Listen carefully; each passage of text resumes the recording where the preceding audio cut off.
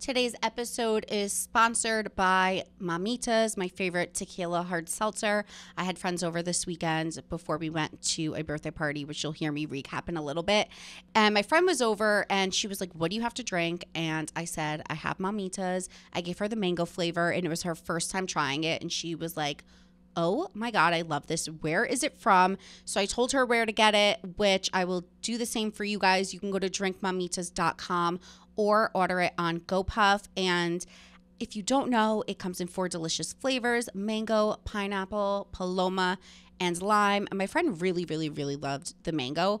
I don't know. My favorite's switching. It's switching. It was paloma. Now it might be mango. Sometimes it's pineapple. Sometimes it's lime. It's really confusing for me. I think I just honestly like it all. But join me. Join Mamitas. Have a beverage and cheers to you guys. So my live show tickets went on sale last week. They were pre-sale. I know some of you were having troubles with the codes, this and that. The codes, it's no more. You don't need a code now to get a ticket. So I will link everything in my Instagram stories and also in the link tree in my bio. And the show is April 7th at City Winery. We have people coming in from Boston, people coming in from different cities and states across the country. I'm so excited. April 7th, it's a Thursday. We will be having an after party. There will be amazing surprise guests. And right here in New York City, I can't wait to see you guys. Hello, everyone. Welcome back to Tea with Publicity. We are coming off a big week here. I think, hi, Gia. Hey. I think I'm going to do things a little differently around here. Oh, okay. I know. I came to this realization last week, and this doesn't even necessarily, like, you guys don't have to know the inner workings, but I think it's interesting. So what I was thinking was, I loved how the Natalie interview, we dropped the day that we interviewed her because it was timely. Yeah. So I think moving forward, what I'll be doing is always doing my Tuesday episode. And then if I get a guest that is timely, instead of waiting for the following Tuesday to drop that episode, I'll just do like a 20-minute mini episode like we did with Natalie from Love is Blind. And we'll just do these mini episodes so you guys could hear the news as it's breaking and we're not missing the news cycle. Yeah. I think that's a good idea. Yeah, so I think it's a good way for people that just come here for pop culture to just listen to the mini episodes, or if you're coming here for both, you can listen to both. This way we'll keep the Tuesday episodes like more personal, more advice driven, more girl chat, and then the mini episodes will just be pop culture focused. So yeah, I think it sounds good. That's a good idea. And speaking of, there's like a chance, I'm just going to say it because I don't know, and, you know, speak things into existence. As you guys know, I am a newfound Colton stan. Clayton. Oh, my God. Clayton. I do that all the time. Oh, it's so hard. I am a Clayton stan, and I know last week I had some ups and downs. We will get into it in the Spill the Tea segment, but there is a chance I might get him on the pod after the finale. And if I do, it will drop as a mini episode. But the catch is they were like, "Do you want to interview Clayton for 5 to 6 minutes?" And I was like, could we have like 15 minutes? I don't know how many questions I could ask in 5 minutes. 5 to 6, that's like, "Hey, how are you? I'm good. Okay, bye." I know, but I'm just going to take it no matter what. And Yeah. we will get as much tea out of him in that time. Rapid fire questions. Yeah, I'm going to be like, "Sorry to cut the small talk, but like, 1, I love you. 2, let's go." So maybe stay tuned for that this week. I hope, fingers crossed. I'm not sure if it's going to work out with his press schedule, but we will talk more about The Bachelor in the Spill the Tea segment. I just have so much on this episode. So first of all, I'll give you guys some updates. I have a couch update. I have a drunk update. And then I have an interview with Vanessa Reiser. She is a narcissist specialist. We talk a lot about narcissists on this podcast. And I asked her all of our burning questions, whether or not, like how narcissists show up as friends, as significant others, as parents. And she is so knowledgeable. There is like a bit of tea that I didn't dig into because I'm not in the business of like ruining people's lives, but her ex is Googleable. And I didn't really want to get into that with her because I really just wanted to learn about narcissists, and I'm not trying to be a bad person. So if you connect the dots, you connect the dots. But like it just is what it is. We really didn't talk about that at all because I just think she's such a wealth of knowledge and I learned so much from her.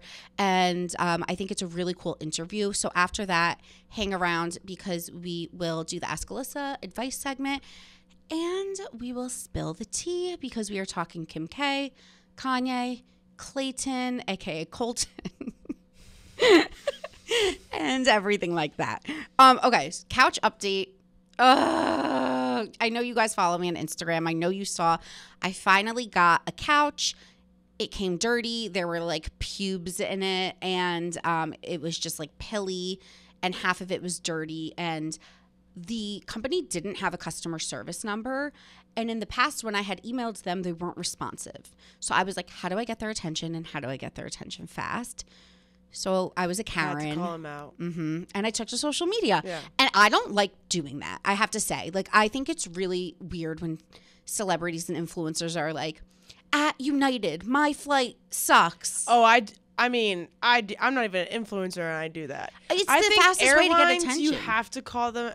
If you don't call them out, they're not going to fix it. And you get their attention the second you put them on blast. So I honestly don't ever really take that route. Sometimes I'll like soft tag them. I'm for calling out companies. I'm for it because I was pissed. If you're paying that much money, it should be perfect. Yeah, I agree. So I wasn't even rude to. I wasn't even like screw this company. Yeah. I was just like, hey, help! I have a pubes in my couch. So they instantly, of course, my other messages to them just were left on red, and this one right away. Hey, we have someone reaching out to you right away. I'm like, yeah, of course. You didn't answer any of my other shit. So I have to say though, the woman from customer service was an absolute doll, and she was just like, how can we help? How can we make this right? I don't know how this happened. I am so embarrassed. I'm so sorry. She's like, honestly, your video was hysterical. Like, it sucks, but it's funny. And so somehow I think I'm lucking out in this situation, which is crazy, even though I've been through 8 months of couch troubles. So what they're doing is sending me a full new couch, full 2 new pieces. And then they're like, you could keep the nice part that isn't ruined because there's 2 pieces that they sent me. One's ruined and one's fine. She's like, you could keep it. And I was like, look, I will keep it, but instead, because the couch is modular, so you could put it together like Legos. So if you keep 3 pieces, you can make it a longer couch or you can make it an L. Oh, nice. So she's like, you can keep it and just have a bigger couch. And I was like, it can't fit in my space, although I appreciate the gesture. So I will keep the 1 piece, send me the other piece, and send me the ottoman. And she was like, okay, we'll do that. Nice. So now they're just sending me a whole new couch. She's sending me a whole new couch, taking back the one that they sent me originally and sending me an ottoman, which is like over $1,000 value. What's an ottoman? It's an ottoman. Basically, it's like what you put your feet up on when you're rest. Okay. But this one could attach to the couch and make an L shape. Cool. It just doesn't have a back. Okay, cool. So it's kind of, you could utilize it as like a standalone chair, as something to put your legs up on. You could attach it to the couch, whatever. Okay. So I was like, send me that. And they are. And so I'm kind of making out because she's giving me a partial refund and sending me a whole new piece. Yeah. So you're getting the best of both worlds there for sure. So let's just hope that this is all worth it for me to have a nicer couch. That's the couch update. Now I am trying to figure out what kind of mirror to put on the wall. I actually posted something on Reels. If you guys want to go to my Instagram and give me your input, because I feel like the mirror I currently have feels outdated. It's like one of those circular ones, which were so big. And now I'm just like, is this not the vibe anymore? So go vote on my Instagram because I need help with the mirror. But I want to talk about my weekends a little bit. So I did like the craziest thing. I went to my friend Remy's birthday party and it was Euphoria themed. Yeah, you guys all looked so great. Oh, it was honestly, the most fun part of the party was getting ready for it. Oh yeah, I'm sure. Just like getting the glam and picking out the outfit, and it was so sick. I did like the rhinestones all over my face and in my hair. I still have glue in my hair because they used, here's a trick for you guys at home. If you're going to a themed party and you want to put, like, what are they called? not sequins, Gemstones? in your hair, they said to use eyelash glue. Interesting. That's what they did because it washes out, but it's still kind of stuck in my hair. But I went to the party and I had so much fun. And my friend Erica, we made her fiance pick us up. Well, he was picking her up to go home. And I was like, drop me off. So Scott drops me off. We're like having so much fun in the car. I'm like feeling it at this point. Like I am definitely not sober. And I get to my lobby and I see the doorman helping this girl who can't walk. Like she was... when you're just like your legs are giving out and you were just like limp kind of, and she was completely limp, and I saw him walking her to the elevator, and in my non-sober mind I was like, I don't like this guy helping this girl, even though he was doing nothing but trying to help her. It made me uncomfortable because I could tell he was in a weird spot because like he was supposed to be at the door, but now he's helping this girl, and I could tell he kept looking back at the door, hoping he wasn't letting people in, but then he wasn't going to leave her alone. So in my drunk head, I was just like, I'll help her. Like, who do I think I am, Batman? So I'm like, I got her. I don't know this girl. She doesn't even live in my part of the building because there's like, there's elevators that go up to like a certain level of floors and then a second set of elevators that go up to the rest of the floors. So we were in different elevators. So I get in the elevator with this girl and it's me, the blackout girl, and a couple. And the couple thinks I know her. And I'm like, oh, I was like, I don't know her, but I don't want to leave her alone. Like I didn't want the doorman bringing her upstairs. I felt uncomfortable. And the girl in the couple was like, no, you're right. That's a good thing to do. We'll watch you. So now they're watching me. It's like women supporting women supporting women. Yes, because she was with her husband, so I think she was like, it's our job to watch them. So now I'm watching the blackout girl. They're watching me. So I'm like trying to keep her talking so she doesn't fall asleep. And I'm like, do you have the keys to your apartment? And she's like, And I was like, that's scary. I don't want to put my hands in her bag. Yeah. So I was trying to keep her conscious. So I was like, can you show me the keys? Can you get them out? Do you know what number you live in? And I'm just like asking her questions. So finally we get out and I like walk her to her door and we like make sure she gets into the apartment. Yeah. So the couple got out with us. They're watching me watch her and then they make sure I get home, okay? Even though we're all in the same building. But I was like, I can't tell if I was being over dramatic by bringing this girl home or if I did the right thing, but better to be safe than sorry. I just didn't want her to wake up and be like, wow, that man brought me to my door. Yeah. God forbid, like you don't remember and you wake up and you're scared and you feel really uncomfortable. Yeah. Something about it with a man, and I know he was just trying to help, but it just made me uncomfortable. Totally get that. So I'm like, who do I think I am? The next morning I woke up and I'm like, oh my God, I walked this girl home last night. As if I'm the picture of sober. That's the best part. I'm like stumbling, helping her home. It was so crazy. But hey, I feel like that was like my good deed of the week. Okay, let's get into the interview because it is a really good one. Stick around for the Spill the Tea segment because, like I said, we have a lot to talk about. And as always, Ask Alyssa.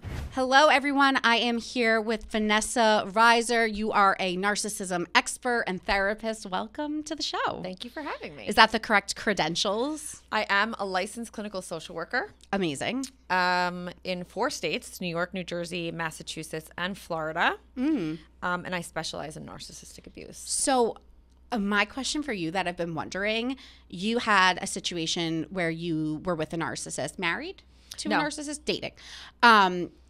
Did this all come after that, or did you have the credentials before that? Like, I'm curious.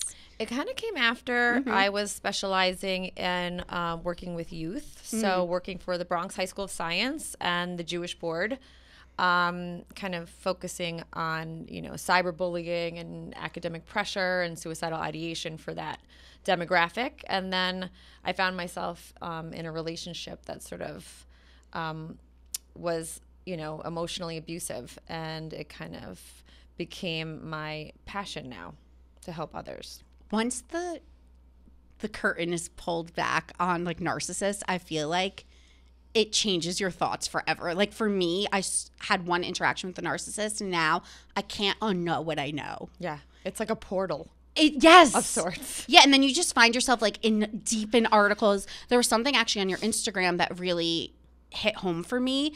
It was, well, first of all, you ran in a wedding dress. Was it across New York or? Yep, the entire state, 285 miles. Wow. Holy shit. How long did that take? It took 11 days, but I could do it in 10. Oh, that's what I thought you were going to be like 2 months. And you did it to raise awareness for women, I guess, who are with narcissists or narcissistic abuse. And you had posted on your Instagram 11 signs that you were with a narcissist. And it really hit home for me because the person that I encountered that was a narcissist had 10 of the 11 that I saw. And I just kind of want to like talk through, first of all, are there levels to narcissism? Like, could someone kind of be a narcissist but still have some self-awareness? I'm like kind of curious about the levels. I think we all have narcissistic tendencies. Yeah. And there's definitely a spectrum. So, you know, there are certain people who are more malignant and some that are more benign. I think the more benign narcissist in some ways is more dangerous because you could find yourself in a relationship for upwards of 20 years and then they're like, surprise, I never gave a shit about you. So I prefer the more malignant, overt sort of, you know, I'm just an asshole outwardly. In some ways, I hear from people that they have been like physically abused and that physical abuse is something they would prefer over the insidious sort of psychological piece long term. So I would prefer, believe it or not, kind of like that, you know, in your face version. So kind of pop collar, Ferragamo shoes, a lot of cologne, douchebaggy kind of character. You could kind of see coming a little bit. That's what I would prefer than the more, you know, kind of covert, soft, you know, victim version of this. So there's definitely a spectrum. So I consider myself to be super intuitive. And I think the situation with me and the narcissist that I encountered was solely based on like, it would have never happened any other time than when it did because it was during the pandemic when we were like talking on our phones and, you know, you're like doing FaceTime dates. And I feel Where did you meet this person? So I met him on social media. And then we wound up like FaceTiming and stuff. And because of the pandemic, it kept distance between us. But my point is like, I don't think I would have ever given someone that much of my time had the world been opened up. This was when we like weren't leaving our houses, you know? And he now, having talked to his exes, because like 10 of them have reached out to me because he was dating everyone at the same time, like insane human. And now all of these things like are true for who he was. But I guess my point is I consider myself to be very in tune. And even I saw all the red flags, but I was like, whatever, I'm not in love with this guy. So I'm just gonna go along with it until something presents itself where I'm like, okay, my gut was right. You're insane. And then I found it. And then I was out at the first sign. Good. Whereas a lot of his exes were in too deep because of the love bombing, and they were unfortunately really messed up from it. Like they were not able to get out the way I did because the manipulation had began and they were just in deeper. And I've now seen that a narcissist could fool anyone because like, especially this guy that I was dealing with, he had what you had on your list of 11 signs. Narcissists don't have empathy, but he had fake empathy. And that's the scariest point because it was almost like he tricked you to believe he was the most emotionally intelligent person. And that's what had me fooled. That's why we see a lot of elevated rates of this personality disorder in Hollywood because they can very readily fake empathy. So they can act and who's going to get the Academy Award for, oh my gosh. You know? So really, really slippery slope because you have to be able to identify who's able to fake it. That's what's so scary. And then I guess for you, like when you were with this person, did you notice early on? Like, I think when people are love bombing you, we're trained as women to want the fairy tale, but then also to be cautious. So for me, I never had known what love bombing was until recently, but I knew it wasn't. I knew it was coming on hot and heavy is what I would have always called it. But in my head, I was like, well, they say when you know. So I'm just going to go along with it because maybe this is what that is. But I know in my gut this is a little too much. But at the same time, like, they say when you know. So let me just go along with it. Were you having those same thoughts, or were you just not even aware of necessarily what was happening? I had no idea what was happening. I literally got my PhD on TikTok like everybody else. Like, I had no idea what was happening. And then I feel like I went through a portal, and now it's all crystal clear, and scary. It's scary because now what you're looking at is a level of psychopathy. So I often wonder like how much danger I was in, or how much danger others are in, my clients. There tends to be like a very sort of nuanced difference between I'm indifferent to your pain and I enjoy your pain. So the narcissist is indifferent to your pain. The sociopath enjoys your pain. And it's, to me, such a thin line right there. I struggle with that. Like, if you're indifferent to my pain, I'm already like, I don't fucking understand that shit. What is that? So it's scary to imagine, like if you're naive like I was, and then you see this, it's like there's monsters among us or something. It feels like a zombie That's so apocalypse. scary. You're like, what the hell? Like, it is. Well, I think that's what, like, the person I'm talking about, his exes, like, one of them specifically felt disgusted. Like, she was like, I was sleeping with this man, he was in my home, and like she felt taken advantage of, because she almost felt like, even though she was consensually being with him, she felt taken advantage of, because when she found out who he really was, she's like, I was with a fraud. And I think you go through a level of that as well. Yeah, you begin to distrust yourself. Oh, How yeah. can I, kind of trust what I'm seeing? It's like an illusion. So could you walk me through like what some signs are for people who feel like they might be dating a narcissist or encountering a narcissist in their life? Sure. So love bombing is like, the long CVS style receipt kind of text messages. Sorry, the heat is like making this wild noise. Back to love bombing. Sure. So love bombing is kind of like the thing we see first with the narcissist. So the long text messages, you are my soulmate. I've never met anybody like you. You are the best friend, the most amazing lover. Putting you on a pedestal. Oh, like it's just hot and heavy. It feels very fantastical, like dreamy, right? And that's because it is. It's not real. Then the future faking, we see this a lot with the narcissistic parent. It's very different. So they'll do things like, I'm going to pay for your college and I'm going to do this, kind of like dangling of the carrots. We see manipulation. We see triangulation, isolation, controlling.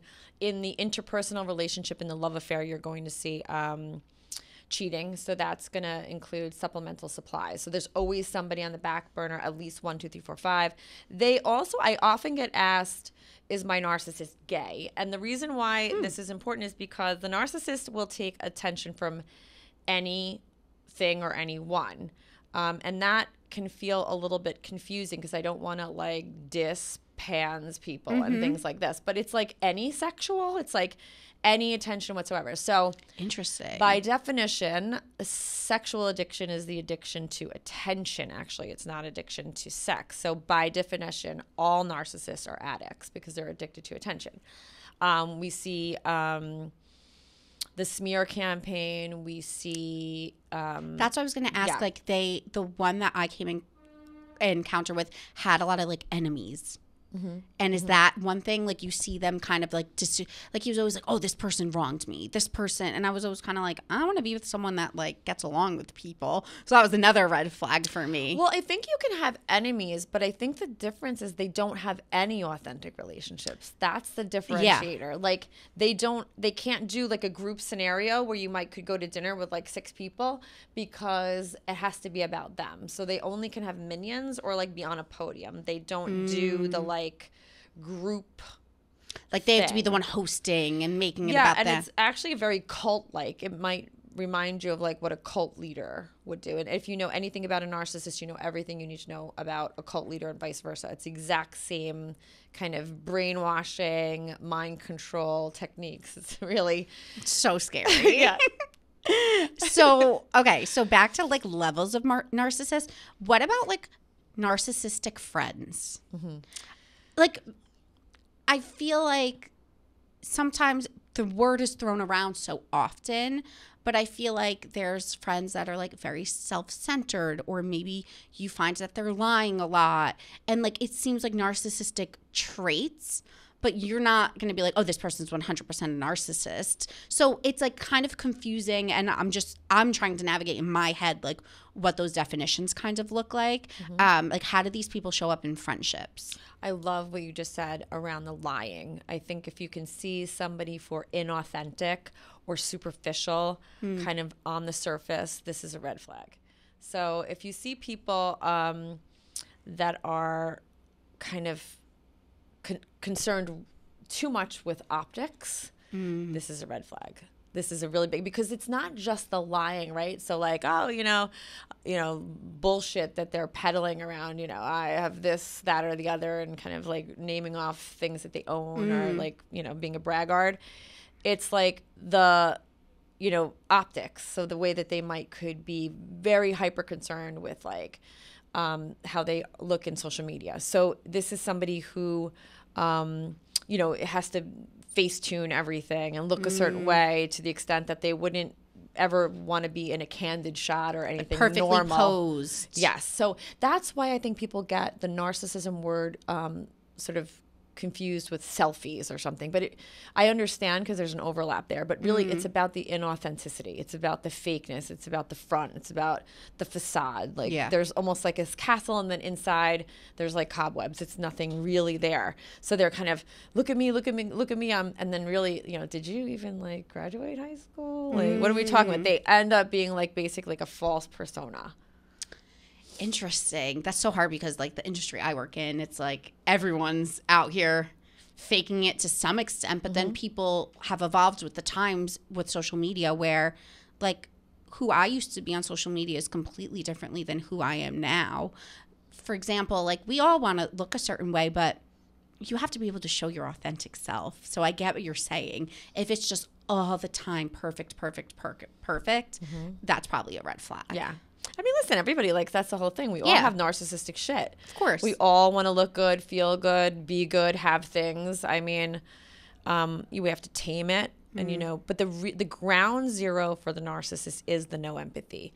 If you see a scenario where a dog dies or a friend is ill, and this person is using like maybe improper salutations or weird language, like, are you okay? They keep saying, are you okay? Are you okay? It's like they don't understand. In my case, I remember I had a 13-year-old golden retriever, and she was dying. And for 4 days, I was hysterical crying. She was like my daughter. I never had a dog until I had my Katie. And I remember he just kept saying, are you okay? I was like, no, I'm not fucking okay. Like it didn't seem to register. To click. Yeah, that this is like, you know, like a really big problem. Like that's like, you know, who cares? Like, so how did you realize and get out of your situation? What was the light? Like, what made you be like, whoa, this is abusive or not okay? one of his exes told me. That's what happened. He's a narcissist. Because they have 10 exes. And I thought, at a time. All I knew is no empathy. And I thought, I got to go. And I called my girlfriend and we fled. See, it's not easy to do that. No, I was like, if I don't go now, I'm going to get love bombed again. And I'm going to fall for it. And I was like, but up until the ex, were you starting to realize something's not right? Oh, yeah. It was so adversarial. There were so many problems. It was ongoing, just drama, chaos, up, down. I mean. Yeah, so you just knew at that point. I was trauma bonded. I actually shook for 9 days after I left because it was like a drug. In my case, the devaluing phase, it's usually like the love bombing devaluing. The devaluing phase included only the removal of the love bombing. So I was like fiending, like, make it okay. Like, you normally make it okay. And like, so for 9 days, I was like, it's not going to be okay. And I had to like sit with like, you know, this crack addiction and like get through it, thank God. But it took me like 2 years to feel normal. And I am, you know, I'm trauma certified, and I work with a lot of people who deal with trauma, but it is trauma. Oh, 100%. Because some of the exes that had contacted me from this guy, the thing with him was like, you talked about narcissistic like supply. So for people that aren't aware, I've done my research on this clearly, they keep women or people in close proximity where it's like, someone kind of described it to me as like they have like a team, and they like, sometimes you're benched and sometimes you're playing in the game, and like they'll always have like one main player and everyone else is benched, and then they'll keep you benched, not completely cut off, because they need the supply from you, they need your attention. So what this guy was doing was, I was kind of his main player, and then the rest of the girls got put on the bench. And again, we weren't dating in my eyes. Like, we were talking, we were getting to know each other. To me, things take longer. I don't care if you're love bombing me or not. Like, I didn't buy it. Like, I was like, might be a red flag. So for me, I was on dating apps. Like, I was like, we're not exclusive. So I kind of expected he was talking to other people, because I could tell he was sketchy. Like, I just knew. And one of his exes had contacted me, and then when I started realizing is how deep the manipulation went, was she was like, oh, we were together on Wednesday and you came up on his Apple Watch and he told me you were his lawyer. I was like, what? I'm like, I'm not a lawyer. That's like what like took me back the most. And then she was like, oh, and I messaged his other ex. Oh, and I messaged this girl. And all of a sudden there was 10 people. And then when you confront him about it, what I learned is that narcissists tell you like 80% of the truth about stories, and like the other like 20% is twisted. So then if you call them out, they'll be like, no, but I told you that. So like for me, you know, he would tell me a story about, I was with my ex in Paris and this happened. And then the ex was like, no, yeah, we were in Paris, but did he tell you XYZ? So they tell you enough that you feel like they're being so open and honest. Yeah, you're like, that must be true, because it kind of is. He wouldn't disclose that. Yeah, like, oh, wow, he told me something personal. It's very insidious. And then, like, the reason why I'm so fascinated is because I saw his exes went through what you went through. Like, therapy, trauma, like, not okay. Not okay. Yeah, I got the least of it, actually, in the lot, because he has children with somebody who... Oh, that's... Yeah. He kind of... She's really tied to it. Yeah, he gave her the business.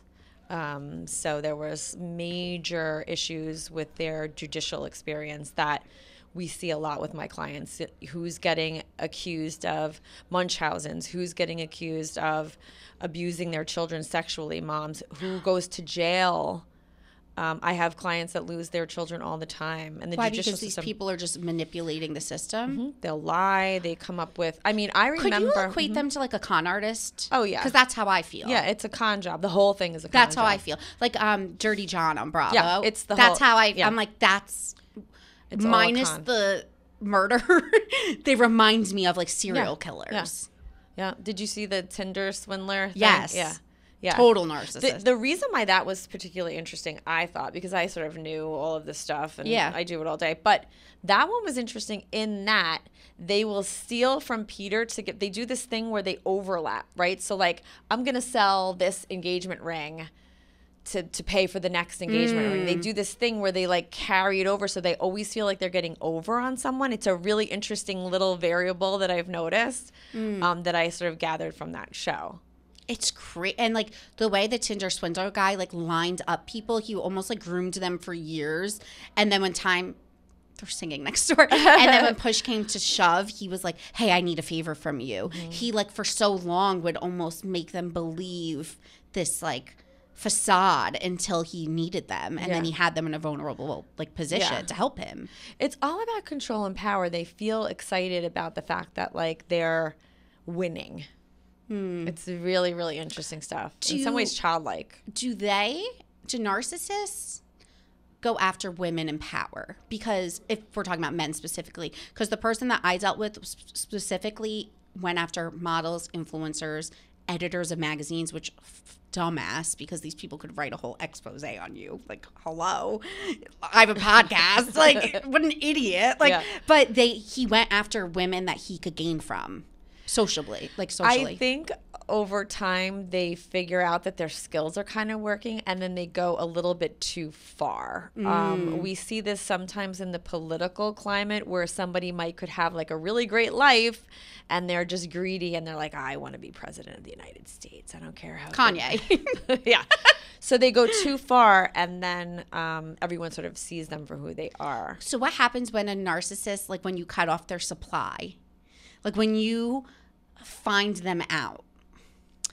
Well, it is not recommended to ever tell them that, because then they're just going to like feel cornered and then retaliate. That's what I get scared of. Yeah, they can be really dangerous. So they will probably just have a narcissistic fit, and just kind of melt down. But it can be dangerous. If you have a narcissist, if you're fortunate enough to have a narcissist in the public eye, they kind of could punish someone else other than you. But yeah, somebody's going to feel the wrath. Well, because the elephant in the room is that, I could say this, you can't, that Vanessa's ex is dating someone in the public eye. So it's like, that's also why I asked, because clearly he's going for someone in a position of power. And I wonder if they're just so out of tune with the fact that, like, they're even choosing to put it on a scale, like a larger scale. Like the guy that I'm talking about, he was dating editors and stuff. I'm like, hello? Like, if you want someone to write about you, they obviously can. I think narcissists are living in a fantasy world. And so I don't know that they're really thinking pragmatically for the most part. There tends to be this fantasy that they're like engaged in, not reality. In some ways, it appears to be delusional. Yeah. What about narcissistic parents? I'm curious about that dynamic. Yeah, we see, this is so interesting, because I do believe there is intergenerational trauma is sort of like plays a role. Because if you speak to people about their narcissist, or if you speak to narcissists, they tend to have a narcissistic parent also. But yeah, the narcissistic parent is going to do a lot of the future faking. They tend to groom their same-sex child. That same-sex child is like an extension of them. So we see the narcissistic mother as sort of parading around pretty little pageant girl. And we see the narcissistic father, making this like mini-me, soldier. Athlete. Athlete, businessman, look how, all of these...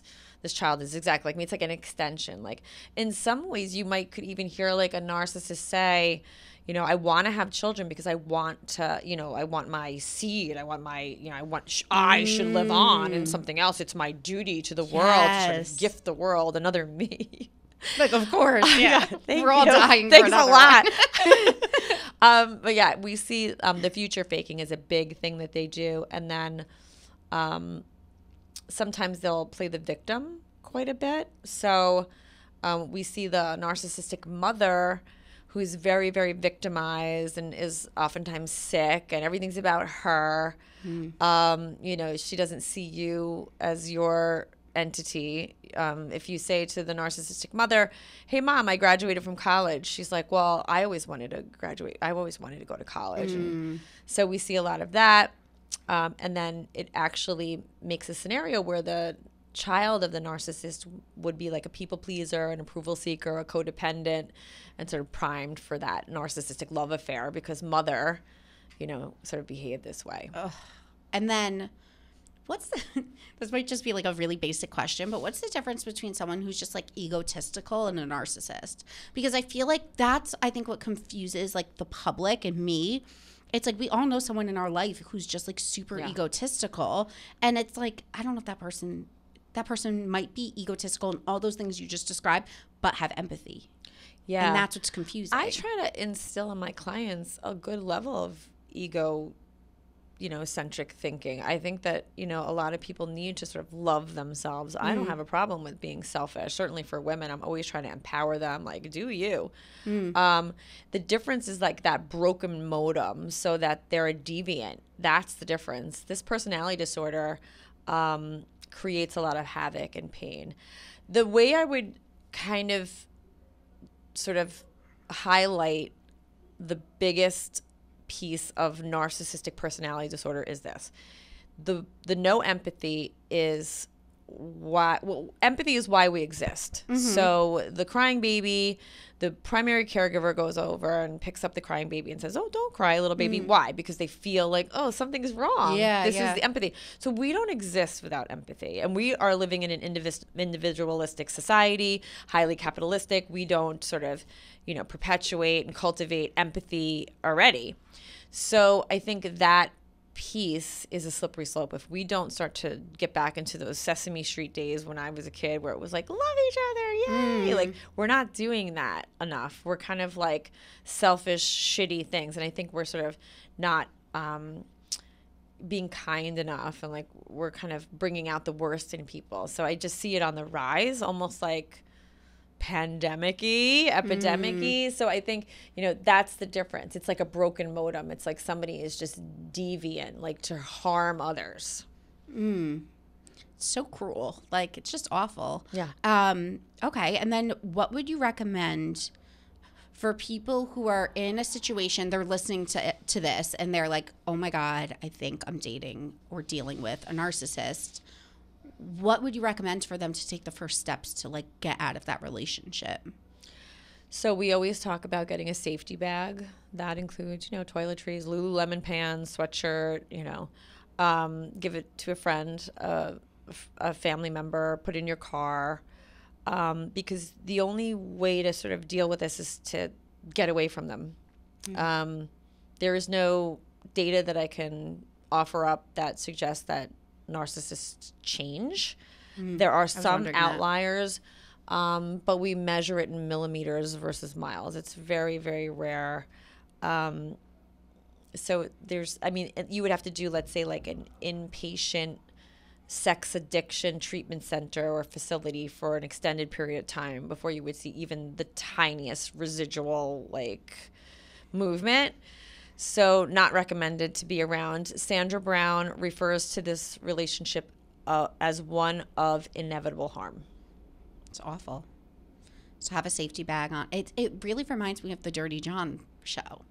Like how she just had to leave him. And like that ended in literally death, which is so scary. I interviewed on my old podcast Tara Newell, the girl that killed him. I'm friends with them.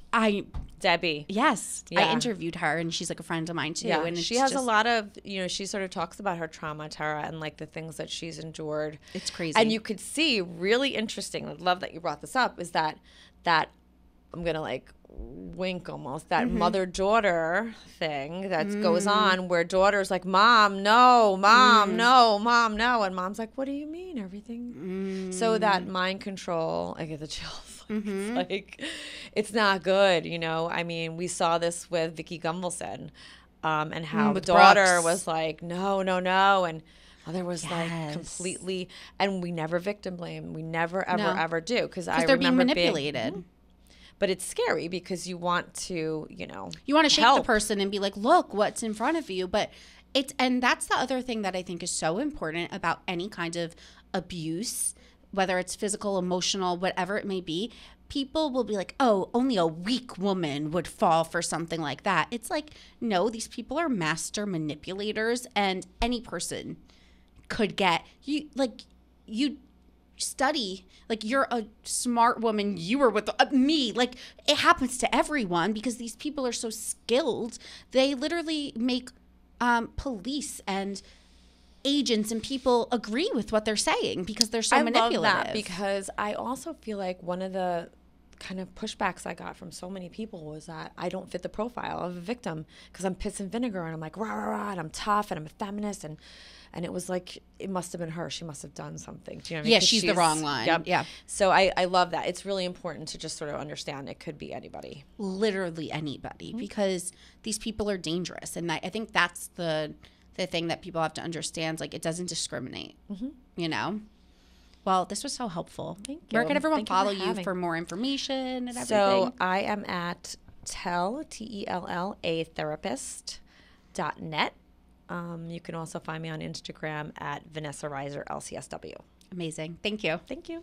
Okay, guys, I have a really, what I think is peculiar Ask Alyssa, and I'm really excited to answer this one. So someone said, "Hi girl, I love you so much. I have a question regarding the work world as I listen to your podcast and know you have some crazy work experiences. So I work at a large fashion manufacturing company in New York City. I'm only 4 months into my new position and I switched jobs to this new position because it would be an amazing experience and exposure. However, my boss says some iffy things to me and I just don't have the guts to say stop. My boss brings up my body all the time. I'm super insecure as it is. She tells me in meetings with accounts how terrible my posture is, whether I'm standing, sitting, etc. Also, my posture is not bad at all, actually. She talks about my clothing and how I dress, quote, too nice, and has told me that men will never want me because the way I stand and my posture. Please tell me what you would do in this position. I'm from a small town in Illinois and worked my ass off to be in this position as it is, and I just don't want to quit. I would love to hear your thoughts on this. XOXO." Whoa. I know. When I read this, I was like, ew. Yeah, what? I mean, I'm shocked that it's a woman. I totally thought it was going to be a man when she first said it, her boss keeps commenting on her body. The fact that it's a girl, like, saying that to another girl is just insane. That reminds me of, like, Devil Wears Prada. It makes me feel like she's projecting and she's really insecure. Yeah. To say you dress too nice, it's like, okay, so you're jealous of how I dress. Yeah, and it's like, don't you want your like workers to look presentable? Like, you work at a fashion merchandising company. This gives me agita. I think. Are you laughing because I said agita? Yeah. Goes home to New Jersey for 1 weekend, starts speaking Italian. I think that you need to, one, say something in the moment to her. And I know that you said you don't want to be, like, you don't want to start things, but I think you could just say, "Hey, look, I really rather you not comment on my posture." Or just like, "Hi, like, I think it's a little, like, I don't really feel comfortable when you talk about what I wear."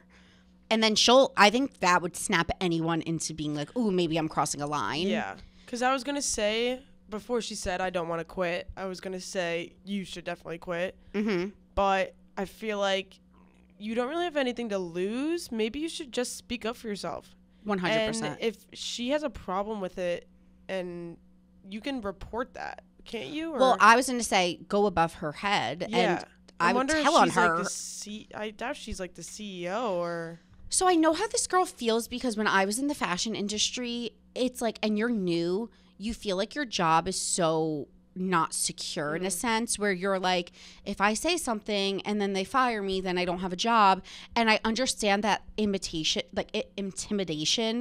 that you're feeling. Like, if you speak up, you're putting this job that you've worked so hard for on the line. Totally. That said, I think women especially have much more of a say in the workplace now than we ever did. And people are listening to us and they kind of feel like they have to from like a legal perspective, especially. Totally. No one wants to get in trouble. Yeah.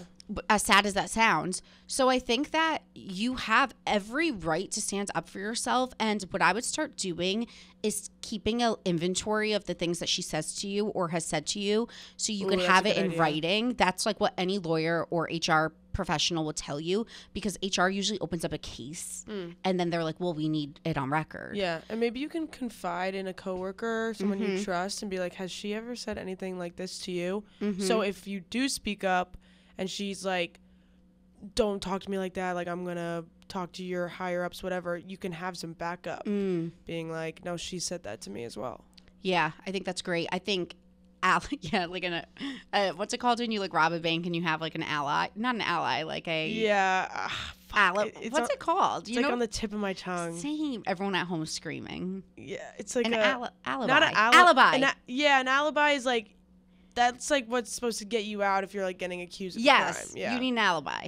I get what you're saying. It's more of like you need like a partner in crime. Yes. You know? You need someone that can vouch for you. Yeah. I think you also need to, like I said, keep a list. And I would 100% potentially go to her boss or HR or someone. And I would try to say things in the moment to her, because I think that will help kind of check her. And you don't have to be rude and you don't have to be confrontational.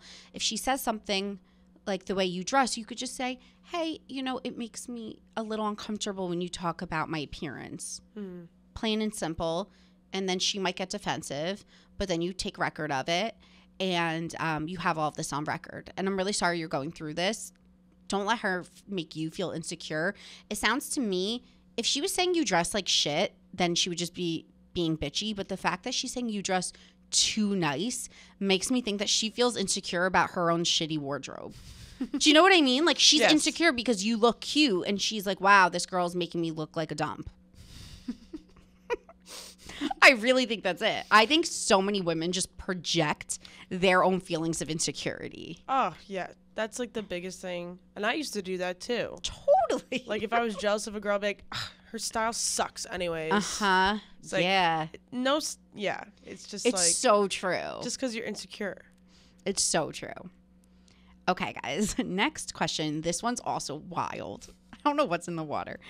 Ask Alyssa, I need some advice on how to deal with a problem with one of my roommates. I live with 3 of my friends, and we generally get along really well. We are all 20 to 21 and in college. Unfortunately, 3 of us have noticed that one of my roommates does not seem to prioritize her hygiene. It's become kind of an issue. I would never want to make her feel bad about this, but our friends come over and notice the smell. I know some people have conditions and they can't control it, but this just isn't the case. I definitely don't want to sound mean or anything, but I also feel bad that people notice and she has no idea. Is there even anything we could say / do, or is it best to just let it go? By the way, love the pod, and I'm so appreciative that people like you are making topics like mental health more mainstream. Oh. It's so hard because, like, I don't know if I'd have the balls to tell someone that they're smelly. So I have actually had a friend, not a girl, a guy. So all throughout high school, it was kind of like this thing, and he was so great. Did people say it to his face? Like, would they mock him? No, they were just, I wouldn't say they would mock him, but it was definitely a topic that we would talk about, like, behind his back. Me, personally, I never noticed it.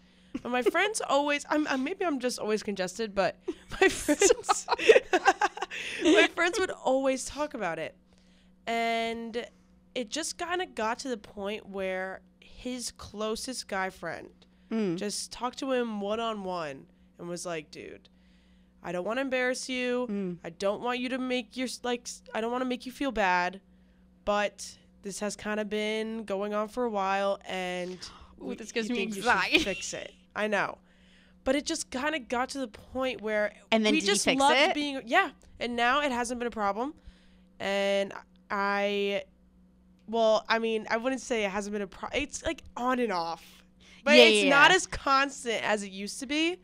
And he has been like, he wasn't like upset. He wasn't like embarrassed. He was kind of just like, oh shit, okay, like.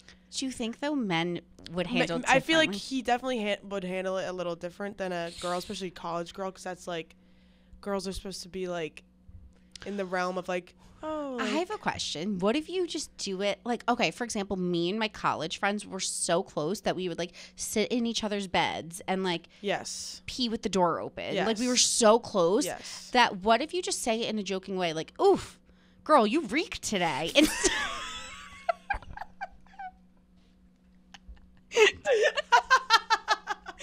like, what if, like, something you would just candidly say to a friend versus, like, making it this big thing. Like, if you're just like, oh. Girl, you stink today. Damn, what's that smell? P.U. Like, can't you just make it a joke? I get what you mean. I totally get what you mean. Like if, instead of like making it a sit down thing, you just like make it just like it's a one comment. Yeah. Yes. Is that so passive aggressive? The only problem I see with that is like she like might not take it seriously, and she might just keep smelling the next day. Yeah, maybe ship some deodorant. I keep thinking of passive aggressive ways to be like, I got this new shower gel. You should try it. Yeah, or like, oh, I got an extra deodorant in the Amazon package. Yeah, like I just can't tell someone they smell. I don't think it's so awkward. And I'm a really like upfront person. So with am I. Anything else, like for sure. I don't care if your boyfriend's cheating on you. I will tell you. Like I will tell you anything. But I don't think I have the guts to be like, we all think you smell. Yeah, because you know it's your friend too, and it's your roommate. You don't want to hurt their feelings. But I wonder if she's just like not doing her laundry because she's not at home. Yeah, or maybe she's like going through something. Yeah, but like, what are you wearing? Smelly underwear? Oh. Oh my God, I really don't know what to do. I don't know if I would say anything or. I think they should say something. Maybe one roommate who is the closest with her should say something to her in a nice way. And if she takes it personally, then at least you tried. And then at least maybe she's mad at you, but smells good. Yeah. Yeah. Maybe you're helping. Oh. And if she's mad at you, then that's like a little bit of immaturity on her side because you're just trying to help. You're just trying to be a good friend. Yeah, so I would fight over your roommates who's going to say it and don't let it be you. Yeah, you're going to pick a straw out of it. Pick this short, what is it called? The straws. Yeah, yeah. I usually always have advice and like I feel so stumped on this one because I don't think I would have the balls to do it. Yeah. Like something about this makes me like really embarrassed for the person. That's what it is. I feel their embarrassment. Totally. You just gotta do it. Rip the Band-Aid off. Could you send us an update because I need to know what happens. Okay, next question. Hi, Alyssa. First off, love the pod. Listen to it religiously every week. I'm 27, turning 28 in 2 weeks, and I'm struggling with something I would love your advice on. Long story short, my teeth have been moving for a few years. I had braces when I was young and obviously stopped wearing my retainers years ago. It has become more noticeable, and I'm becoming really sad and self-conscious about it. I'm finally about to get health benefits at work, so I decided to finally look into what my options are. I was hoping I could just do Invisalign. However, I was told for best results and fastest results, braces are the way to go. So I'm going to be a 28-year-old with braces. I'm so scared of looking hideous, and I'm really sad about it. I know there are worse things in life, but I'm really sad and anxious about the next year with them. I know it'll be short-term pain for long-term gain, and it's the right thing to do. I know it's silly to be upset about it, but I'm already dreading it. I'm trying to stay positive and confident, but I'm already stressing about it, and I don't even have them on yet. I tried to speak to 2 of my friends about it, and to be honest, they just made me feel worse. Any advice would be greatly appreciated. That happened to me. It did? I was a lot younger. I was a junior in high school, but yeah, I had to get braces again on my bottom teeth. But you can get the way that my orthodontist did it was one I did clear, whatever they're called, brackets. Yeah. Obviously, you don't want to get like purple brackets, and he put them like really low.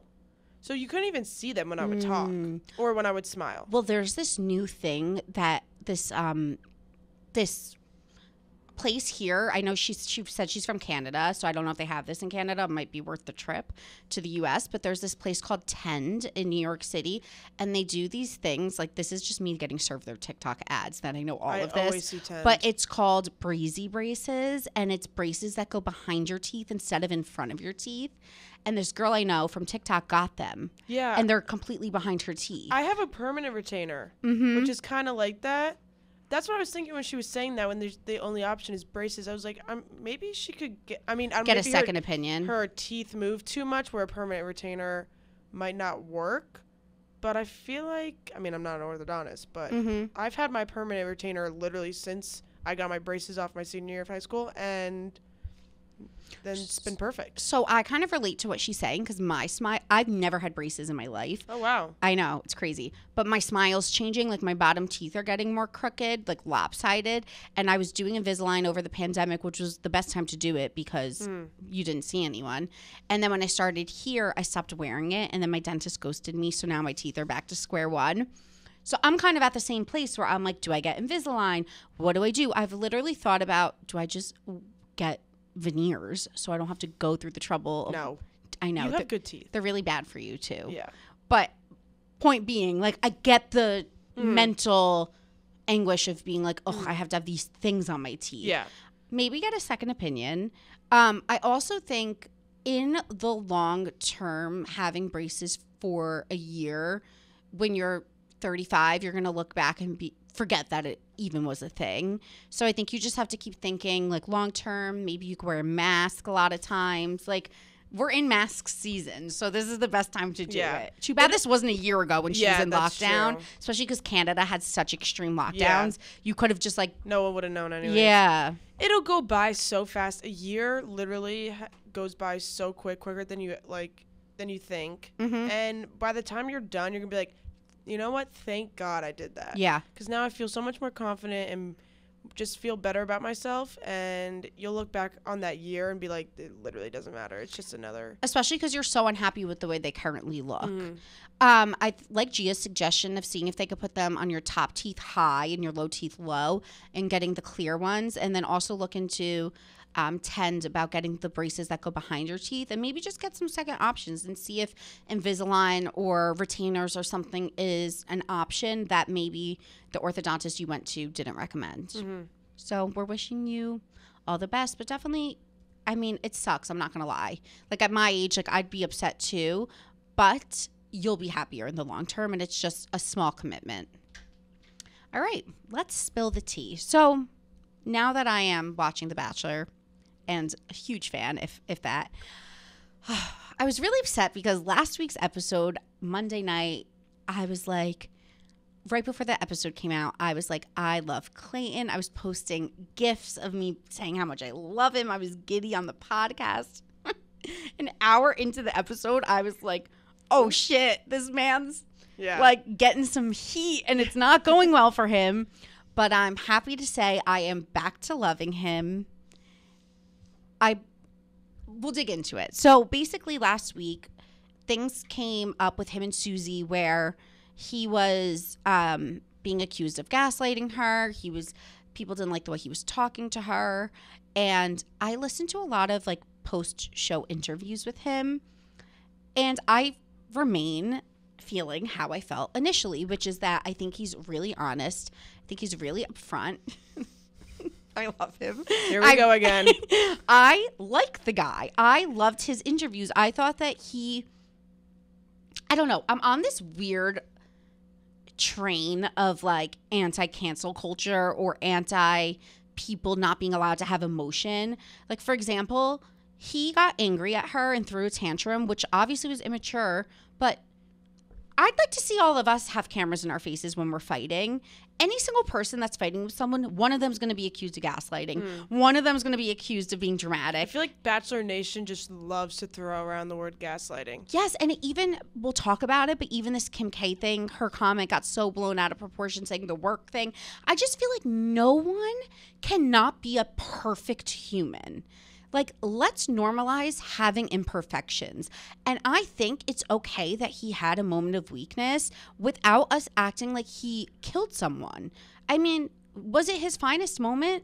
Hell no. But I think that that's what makes people learn and grow when you're imperfect. So for me, I personally, did I love the way he treated Susie? No. But I think that doesn't mean you're an awful person. I just think it means you had an awful moment. And I stand by that. And in a lot of his post-show interviews, he went on to say how he was just really triggered. And he started kind of thinking maybe Susie was there for the wrong reasons. And he started getting in his head. And he really should have just walked away.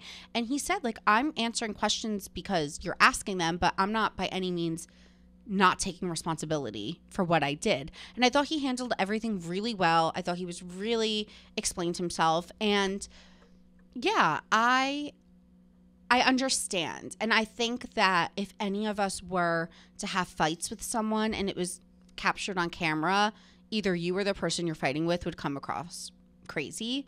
And I think that's what happens in this situation. And we need to normalize the people on Bachelor Nation not being perfect humans. No one is perfect 100% of the time. And I think that's what this show has kind of made us believe, that every single person needs to handle things correct. It's like, no, we're humans. We are flawed. We flip out. We throw tantrums. When we don't get things when things don't go our way, we act crazy. And I think that's just what we saw happen. As for tonight, Gia, do you know if it's a 2-part finale? Yes, I think tonight and tomorrow. Oh, I need to know what happens. They just won't fucking end it. They won't end it. So apparently, Becca Kufrin, Nick Viall, and someone else, they're all saying basically how this It is the was, most dramatic. The one that's with grocery store Joe now. Serena. Oh, Serena. Serena was like, it's so dramatic. Basically, they're all saying that it is like crazy, crazy, crazy. I can take a guess what happens. Okay, what do you think? Let's guess. I think it's gonna be. Well, first off, no one's really. I mean, my sister said this, but it's Pilot Pete's season all over again. Mm-hmm. With the girl saying that at the last one-on-one date that she's uncomfortable with him sleeping with the other girls, but it's too late because he already slept with the other girls. I think they're all just gonna say fuck you, and he's gonna end up with no one. But what makes it so dramatic? Yeah, I think Susie comes back. Me too. And I don't know. Honestly, with that part, I don't know. But I do think Clayton just ends up alone in the end. I heard a rumor. Okay. I don't know where I heard this from. In the air. And if the rumor I heard is true, I don't think they could air it.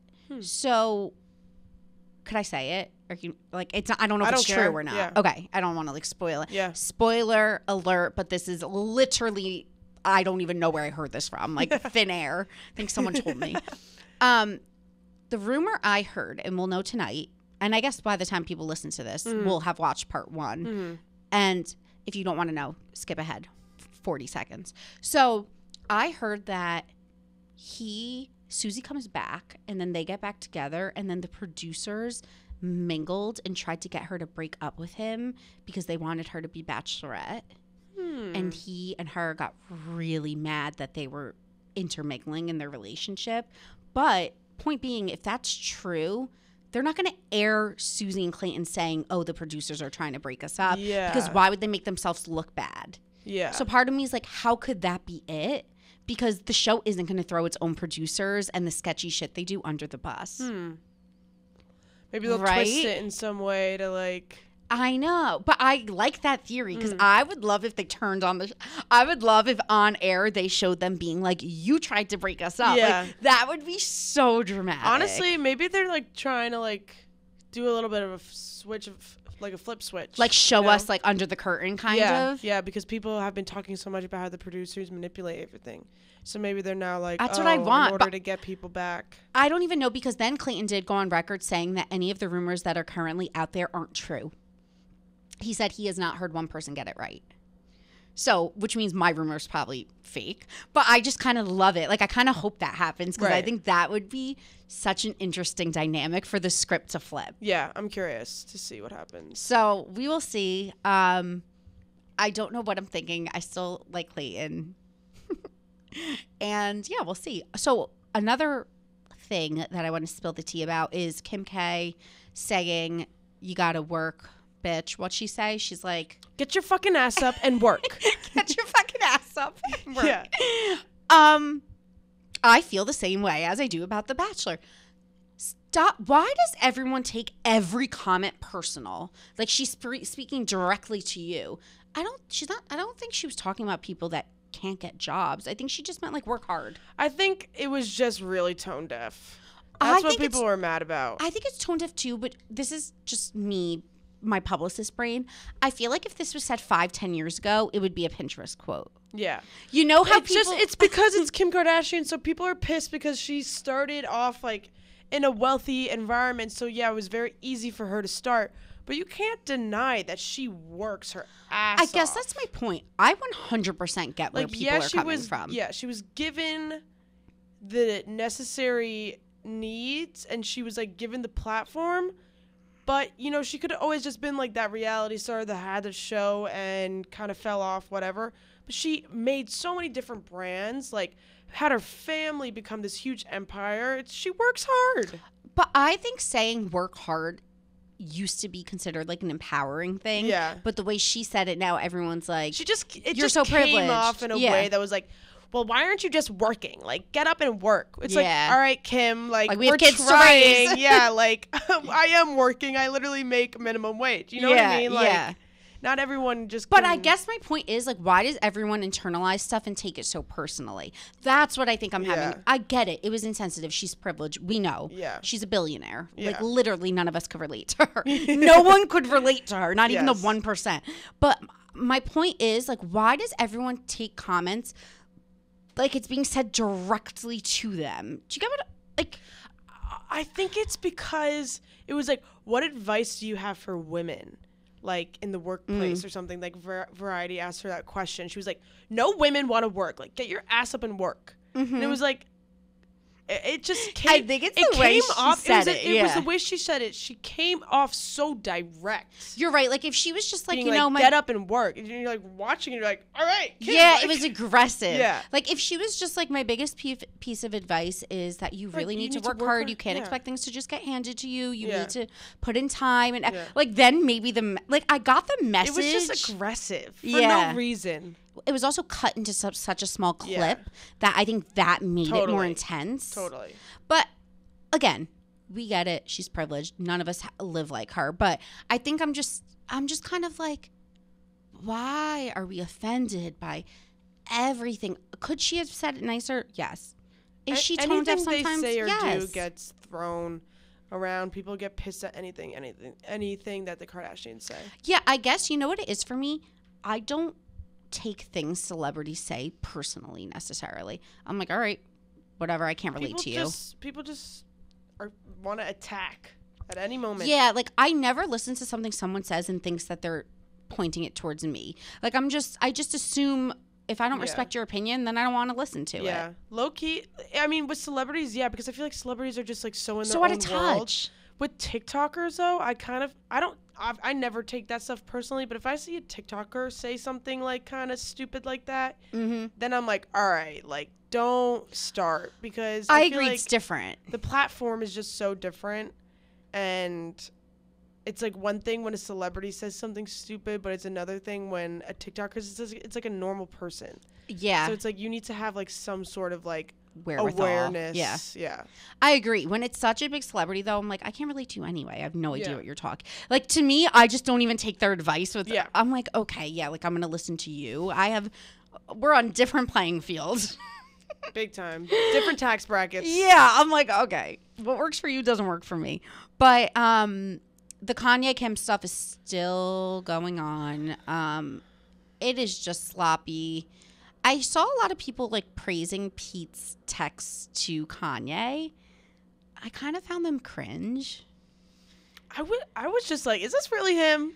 I was just kind of like, be the bigger person. I guess, okay, this is how. I think he has been the bigger person though for so long. I agree with the I'm in bed with your wife. Like, if he's a human being. Like, you can't help yourself. If someone's fucking with you constantly, putting you in music videos and shit for however long, 6 months, however long. True. At a certain point, you're just be like, fuck you. Yeah. Like, I can't. But I think in my head, shut up. I loved that he was being the bigger person. Like, I found that so attractive. Yes. Like, I was like, Pete is so above this. He's so cool. So then when I saw him kind of stoop to the level, I was like, no. I get it, though. I'm not saying I wouldn't snap on the other side. But I just think personally, I was like, no, Pete, you were so mature. But you have to, even his besides that message, like, I'm in bed with your wife, like, all the other ones were like pretty mature, I thought. Like, he's like, let's talk in person. Yeah, he's like, let's talk in person. Like, you should get help. Like, it's worked for me. Like,